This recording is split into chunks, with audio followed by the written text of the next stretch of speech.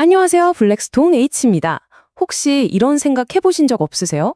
분명 똑같이 교육 받았는데 왜 성별이나 인종에 따라서 임금이 달라지는 걸까? 하고 말이죠. 오늘은 계량 경제학이라는 아주 흥미로운 도구를 써서 이 복잡한 현실의 문제를 한번 들여다보겠습니다. 바로 이 지점이죠. 같은 교육 수준을 가졌다는 가정하에 도대체 왜 성별과 인종이 임금에 영향을 미치는 걸까요? 그리고 그 차이는 얼마나 될까요? 막연하게 차이가 있다가 아니라 이 차이를 정확한 숫자로 측정하고 분석할 수 있게 해주는 게 바로 계량경제학의 힘입니다. 오늘 우리가 함께할 여정은 이렇습니다. 먼저 기본 분석 틀을 세우고요. 더미 변수라는 핵심 도구를 알아볼 겁니다. 이걸로 실제 임금 격차 데이터를 직접 분석해보고 어쩌면 생각지도 못한 반전을 통해 더 깊은 통찰까지 얻게 될지도 모릅니다. 자, 그럼 시작해볼까요? 자, 그럼 우선 우리 분석의 뼈대가 될 기본 모델을 만드는 것부터 시작하겠습니다. 분석에 사용할 핵심 도구는 바로 더미 변수입니다. 이게 뭐냐면요. 남성이냐 여성이냐 또는 백인이냐 비백인이냐 같은 질적인 특성 있잖아요. 이런 것들을 통계 모델이 알아들을 수 있게 0 또는 1 같은 숫자로 바꿔주는 일종의 숫자 신분증이라고 생각하시면 쉽습니다. 아주 중요한 녀석이죠. 그러니까 우리가 하고 싶은 건 한 사람의 시간당 임금이 교육 연수, 성별, 그리고 인종이라는 이 세 가지 요인과 어떤 관계를 맺고 있는지 그 관계를 한번 파헤쳐보는 겁니다. 그렇다면 이 더미 변수라는 게 회귀 분석 모델 안에서 대체 어떻게 작동하는 걸까요? 이걸 절편을 이동시키는 마법이라고 부르기도 하는데요. 과연 무슨 뜻일까요? 자, 한번 보세요. 모델을 단계별로 하나씩 쌓아 올리는 겁니다. 먼저 기준이 되는 그룹, 여기서는 백인 남성의 모델에서 시작해요. 여기에 여성 더미를 추가하면 여성의 임금 출발선이 달라지게 됩니다. 그리고 인종 더미를 또 추가하면 비백인의 임금 출발선이 또 한 번 달라지고요. 이렇게 각 그룹의 기준선을 위아래로 움직여주는 역할, 이게 바로 더미 변수가 절편에 거는 마법입니다. 이 그림을 보시면 방금 설명드린 개념이 확 와닿으실 겁니다. 보세요. 교육의 효과, 즉 그래프의 기울기는 모든 사람에게 똑같죠. 하지만 임금의 시작점, 즉 절편이 그룹별로 다른 높이에서 시작하는 걸 볼 수 있습니다. 이게 바로 더미 변수의 역할입니다. 자, 이제 이론은 충분히 봤으니 진짜 데이터를 한번 만져볼까요? 실제 데이터를 가지고 우리 모델이 얼마나 잘 작동하는지 한번 확인해 보겠습니다. 자, 여기 528명의 실제 데이터를 분석한 결과가 나왔습니다. 와, 숫자가 많아서 복잡해 보이죠? 괜찮습니다. 이 숫자들 안에 사실 성별과 인종이 임금에 미치는 영향에 대한 구체적인 이야기가 숨어 있거든요. 제가 하나씩 다 풀어드릴게요. 자, 가장 먼저 눈에 띄는 숫자, 바로 이겁니다. 마이너스 2.36달러.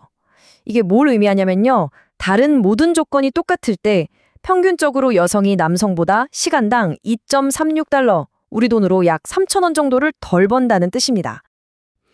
그리고 다음 숫자도 마찬가지입니다.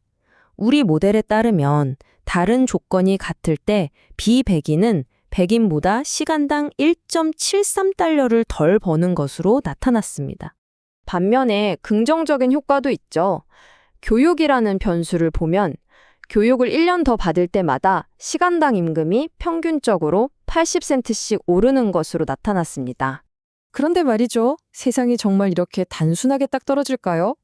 뭔가 좀 이상하지 않으세요? 우리 모델에 한번 딴지를 걸어보죠. 이런 질문을 던져볼 수 있습니다. 여성이라는 것이 주는 임금 효과가 모든 인종에게 똑같을까? 혹시 인종에 따른 임금 격차가 남자일 때랑 여자일 때 다르게 나타나는 건 아닐까? 하는 거죠. 이건 상호작용항이라는 걸 모델에 추가해서 확인해 볼 수 있습니다. 그래서 우리가 아주 재밌는 걸 하나 만들어 볼 겁니다. 바로 상호작용항인데요. 만드는 법은 아주 간단해요. 그냥 여성 더미 변수랑 비백인 더미 변수를 곱해버리는 겁니다.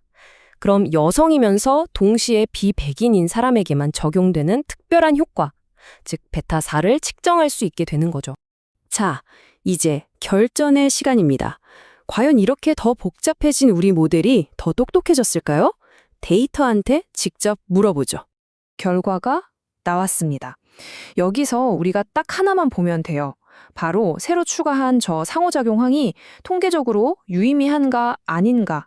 다시 말해서 이게 진짜 효과인지 아니면 그냥 우연히 나온 숫자인지를 확인해야 합니다.